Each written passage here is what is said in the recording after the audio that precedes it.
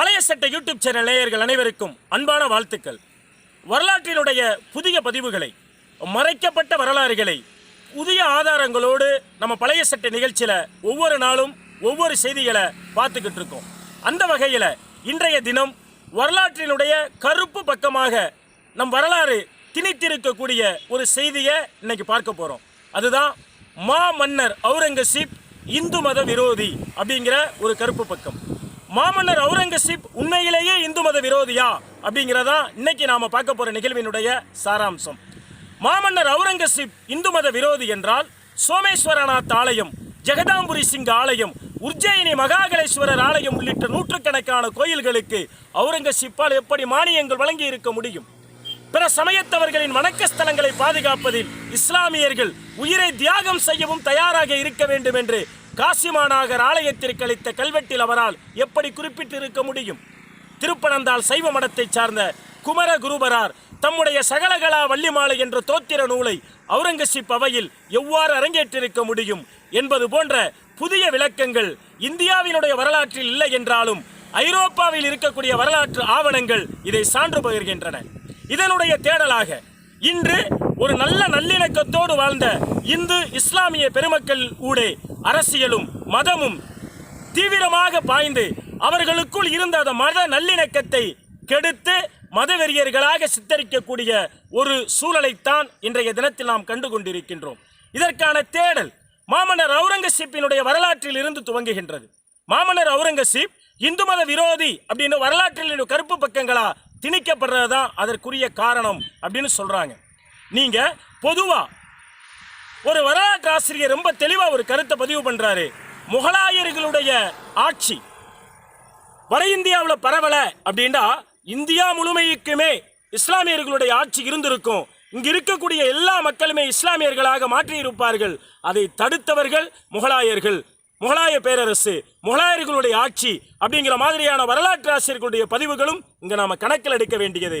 இன்றைய தினம் நம்ம யூடியூப் சேனல் மூலமா ஒரு பெரிய விஷயத்தை என்ன முன்வைக்கிறோம் அப்படின்னா, ஆங்கிலேயர்களுடைய வருகைக்கு முன்பு இங்கே நடந்தவை அனைத்தும் மன்னர்களின் சண்டையை தவிர மக்களின் சண்டை அன்று.